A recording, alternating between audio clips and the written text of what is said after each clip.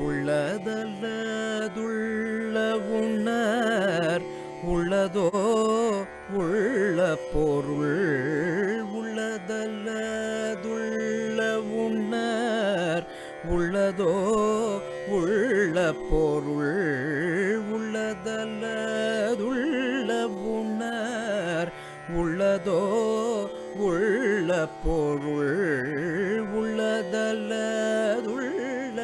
உணர் உள்ளதோ உள்ள பொருள் உள்ளலற உள்ளத்தே உள்ளதால் உள்ளமென்னும் உள்ளலற உள்ளத்தே உள்ளதால் உள்ளமென்னும் உள்ள பொருள் உள்ளலவன் உள்ள பொருள் உள்ளலவன் உள்ள பொருள் உள்ளலவன் உள்ள பொருள் உள்ளலவன் உள்ளத்தே உள்ளபடி உள்ள பொருள் உள்ளலவன் உள்ளத்தே உள்ளபடி உள்ளதே உள்ளல் உள்ளதே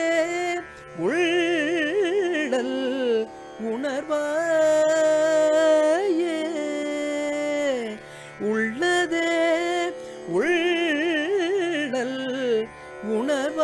உணர்வாயே உள்ளே மரணபய மிக்குளவம்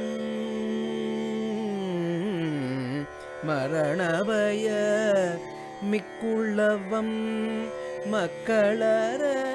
மக்களரணாக மரணபய மிக்குளவம்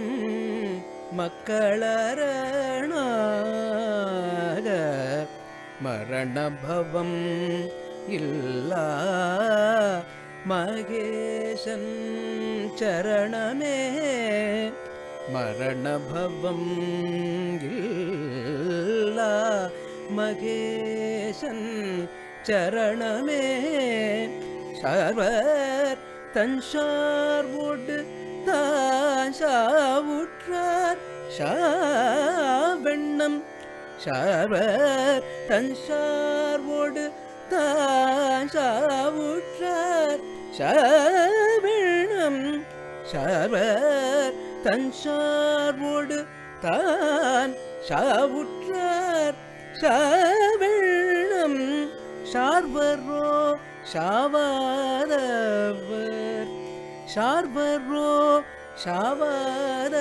சாவாதவர் சார்வரோ சாவாதவர் நித்தர் பார்வை சேர் நாமுலகம் காண்டல நாமுலகம் காண்டலால் நானாவாம் சக்தி உள நாமுலகம் காண்டலால் நானாவாம் சக்தி உள ஓர் முதலை ஒப்பல் ஒரு தலையே நாமுலகம் காண்டலால் நானாவாம் சக்தி உள ஓர் முதலை ஒப்பல் ஒரு தலையே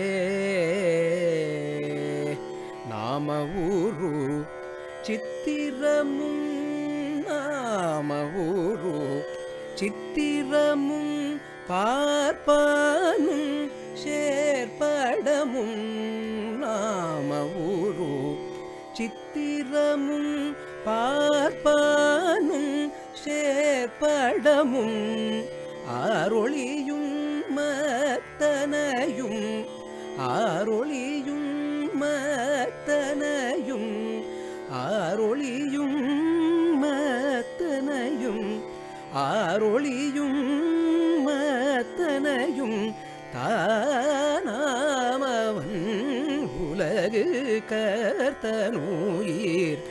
மும்முதலை எம்மதமும்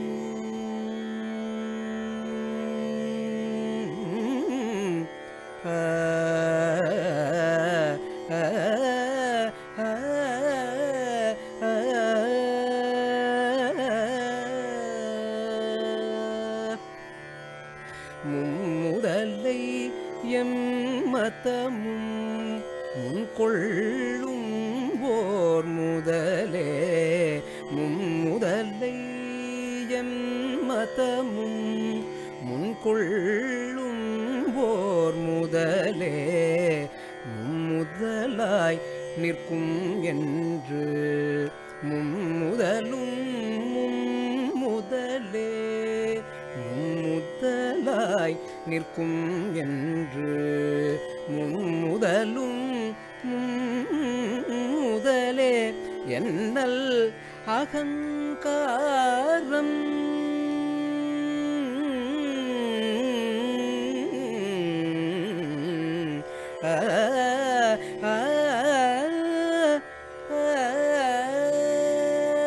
என்னல் அகங்காரம் என்னல் அகங்காரம் இருக்குமட்டே யான் கேட்டு என்னல் அகங்காரம் இருக்குமட்டே யான் கேட்டு என்னல் அகங்காரம் இருக்குமட்டே யான் கேட்டு என்னல் அகங்காரம் இருக்குமட்டே யான் கேட்டு தன்னிலையில் நிற்றல் தன்னிலையில் நிற்றல் தலையாகும் என்னல் அகங்காரம் இருக்குமட்டே யான் கேட்டு தன்னிலையில் நிற்றல் தலையாகும் கொன்னே உலகுமை பொய் தோற்றம்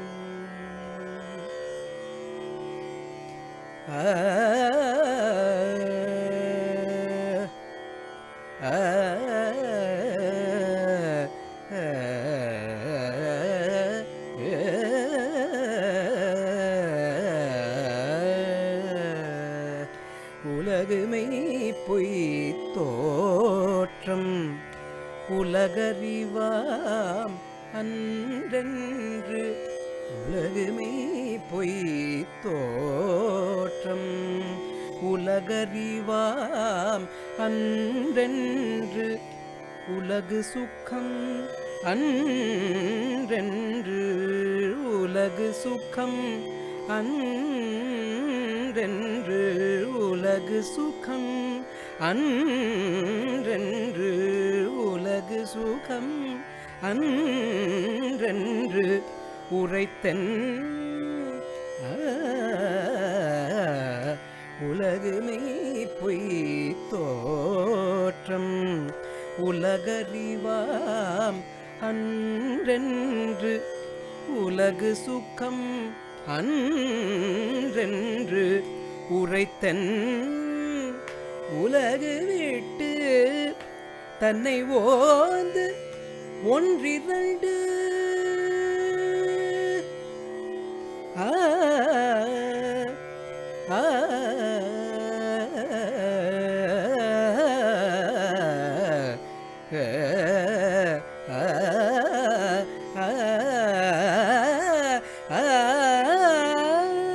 தன்னை ஓந்து ஒன்றிரண்டு தானற்று நானற்ற தன்னை ஓந்து ஒன்றிரண்டு தானற்று நானற்ற அந்நிலை எல்லார்க்கும் ஒப்பாம் அந்நிலை எல்லார்க்கும் ஒப்பாம் அந்நிலை எல்லார்க்கும் ஒப்பாம்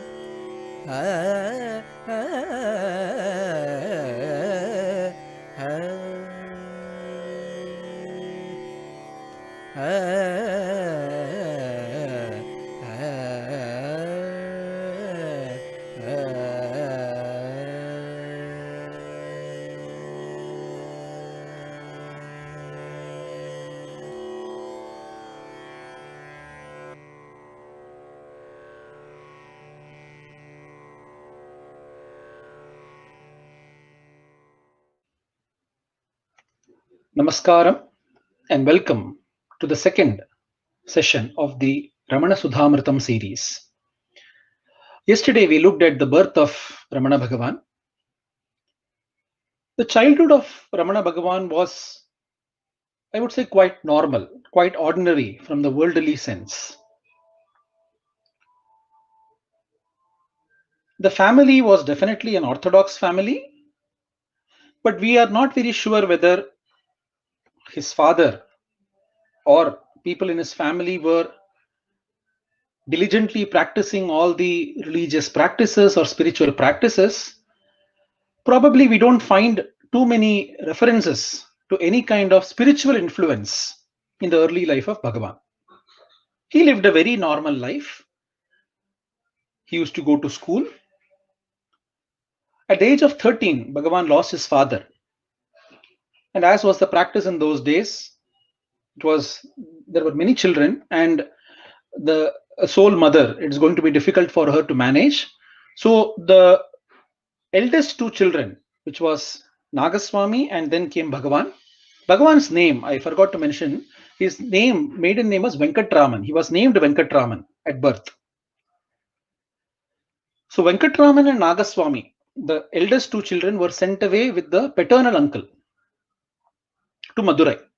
So from Tiruchuri, Bhagavan shifts to Madurai when he was around the age 13.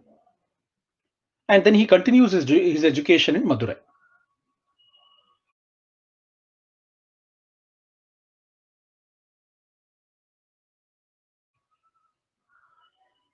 Now, the references that we get to the childhood of Bhagavan is he was very fond of extracurricular activities, especially the games.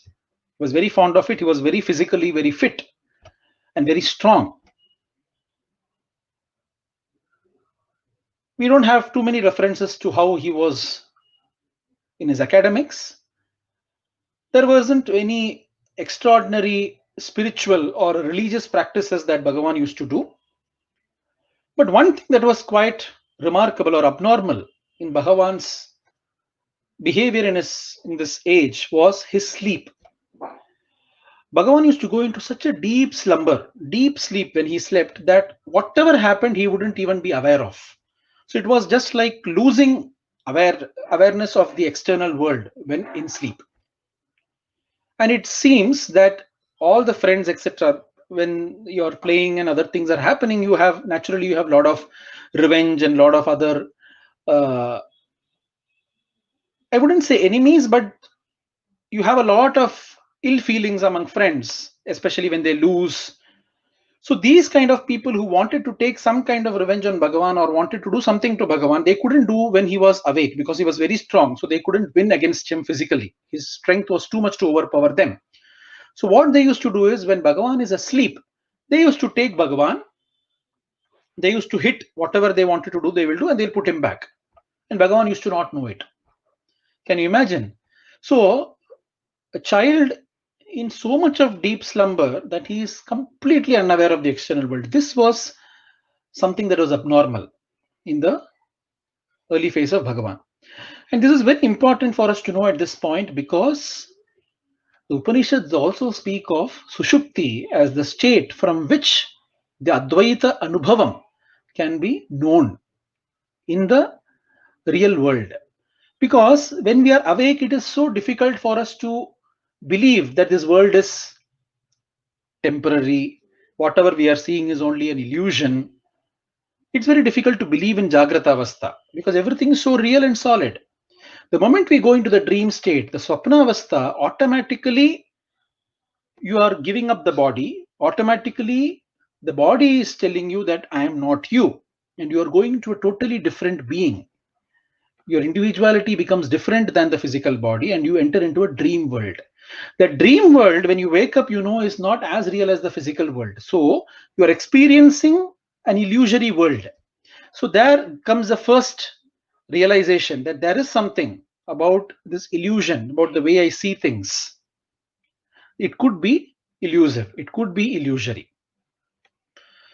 After the Swapna Avastha, when the mind is functioning, you see all this, and even when that mind goes away, you go into deep sleep. you come to an existence, you come to a state of existence where neither the body exists nor the mind exists. The moment the physical body goes away, the entire physical world goes away. The moment the mind goes away, the entire dream world and the mental world goes away, and you remain as just you in the Sushupti Avastha. But there is still an ignorance, an ajnanam, a veil is there, which is why you are able to still not see or experience. You are experiencing bliss, but you are not able to see anything because of the veil. This is what the Upanishads very clearly they point out and they bring it. And especially the Mandukya Upanishad brings this, focuses on these three avasthas, on these three aspects, and it says your nature is beyond these three, because even Sushupti, it is an avastha, because still there is a veil. When you go beyond this veil is when you are in the true self.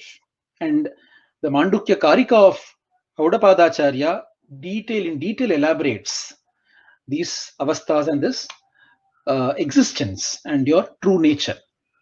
So the Upanishads itself, the Vedas themselves, take the Sushupti Avastha and try to explain Vedantam and Advaitam from that perspective, because that is real. That is something that you're experiencing day in and day out.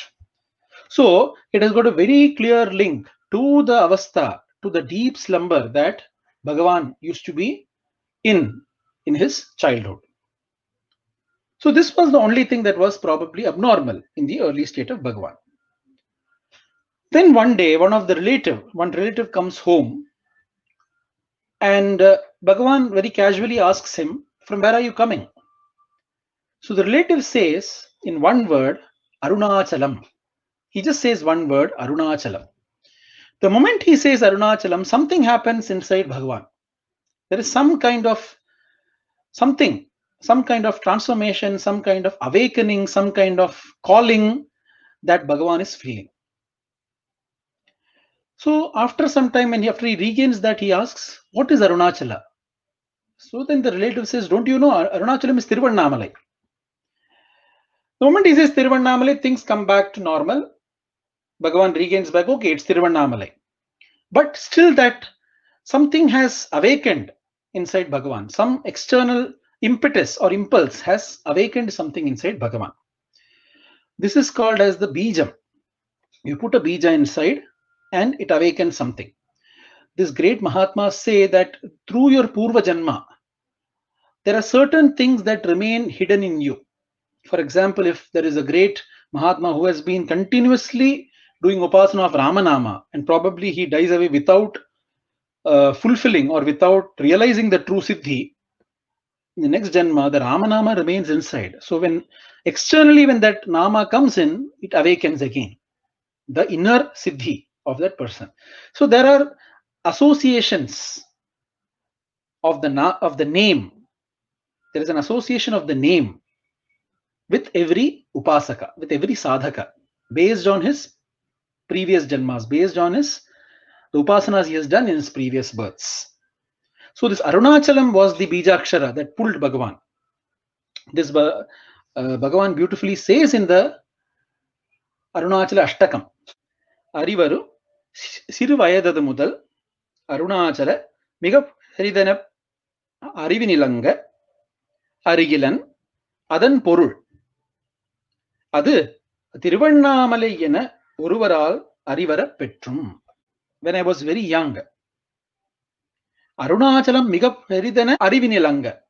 I used to always think of Arunachala as something which is mysterious, something that is so holy, so sacred, something that is beyond the worlds.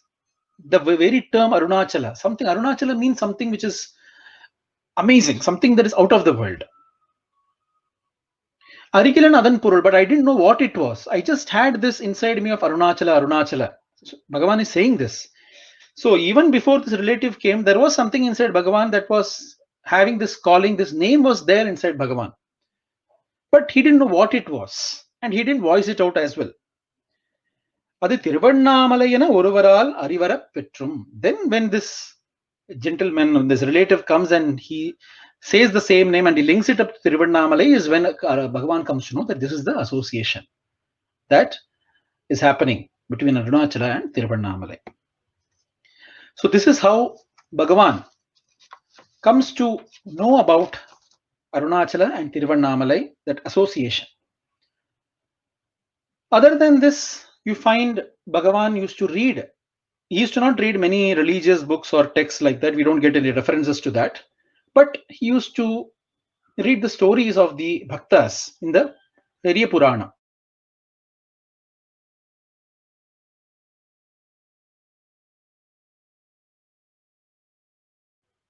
And his heart used to melt at the way the bhakti of these devotees was towards Parameshwara.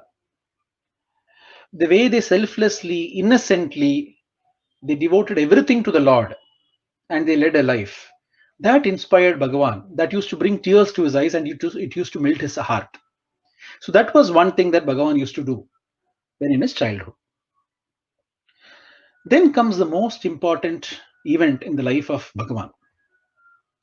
When he was around 17 years old, in a few weeks, he's supposed to leave Madurai now and go back to his mother. He is on the first floor of his uncle's house, and suddenly Bhagavan feels that he is going to die. When we say feels he is going to die, it is not that we all know that we are going to die. So it's not the thought. It is a real feeling that Bhagavan gets that now I am going to die. Literally, he gets the feeling that now death has come. In a normal case, what we would do, if it was a normal person, he would get agitated. He would become paranoid. He would run helter-skelter. He would try to save himself from that death. Isn't it? But what Bhagavan did was something unusual. Bhagavan simulated that death experience. He said, no, death has come. Now what? He's faced death. He faced the death experience. And then he lied down. Immediately he lied down and simulated his entire body as if he were dead, holding his body very stiff, holding his breath completely so that there is no breathing happening. The body is extremely stiff. There is no movement anywhere. Nothing is happening. No thoughts, nothing. Then Bhagavan is now experiencing within himself, now I am dead. This is how I will be when I am dead. I will be just like a log of wood. They will take me and they will burn me. That's what will happen when I'm dead. So this is how I'll be when I'm dead. So how is it that I'm going to be when I'm dead? So Bhagavan simulates that. Now he says, now this is going to go and be burnt away. When this is burnt away, am I also going to stop existing? Something inside Bhagavan, something inside says, no, this is alive. There is something living inside. There is some life that is inside that is pulsating, full of pulsations, full of energy, full of life. Something is there inside, which is beyond this body, which is beyond whatever is going to be burnt, whatever is going to be destroyed. Something that is completely different from that is pulsating inside. Bhagavan focuses, observes that. What is that? And he immediately gets established in that. His attention goes away from the body to that thing which is life. So goes away from death and goes towards life. And at that very moment, he sees what is his true self. What is that self? He sees that, which is completely distinct from this body, which is going to die, which is perishable, to that something that is imperishable, that is eternal, this avyayam, that Atma. And Bhagavan sees that.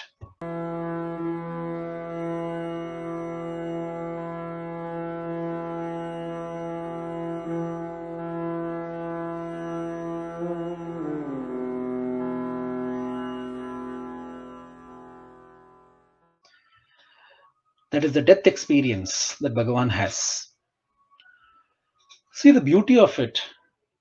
Even in our Upanishads, the Kathopanishad is a beautiful Upanishad where Nachiketas, the small boy Nachiketas, he goes to the house of death, Mrityu. He goes to Mrityu and he is asking Mrityu, what happens to me after death? The question he is asking is, what happens to me after death? After a lot of various distractions, Mrityu finally figures out that this boy is so determined to know. And then what Mrityu gives as Upadesham to Nachiketas is nothing but Brahma Vidya, the knowledge of the self that is imperishable. So the Upanishads itself tell you that the death experience is one of the most profound and powerful experiences to experience yourself, to know your true nature. One of the most powerful way to know it is through death experience. And that is what the Upanishads also say in the Kathopanishad, between the Samvada between Nachiketas and Mrityu. Buddha, when he sees death imminent, is when something inside him says, now what is the point? I'm going to die. I need to find something that is not perishable. When he sees people who are infested with diseases, people who are aging, and finally he sees death. And when he sees death is when it hits him that I am not going to be eternal.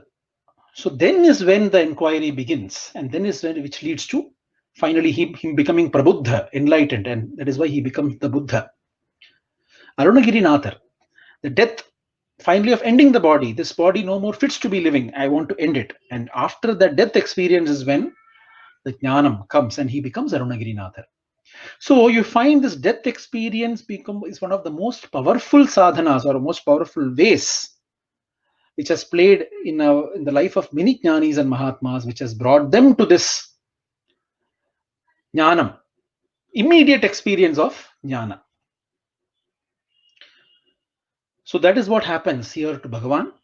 And in one instance, in that Kshanam, he shifts from the outward vision to the inward vision. Now, what happens after this death experience in the life of Bhagavan, how he comes to Arunachalam and how is the rest of the life at Arunachalam until his Mahasamadhi is what we shall see in the upcoming sessions. Until we meet next, Namaskara.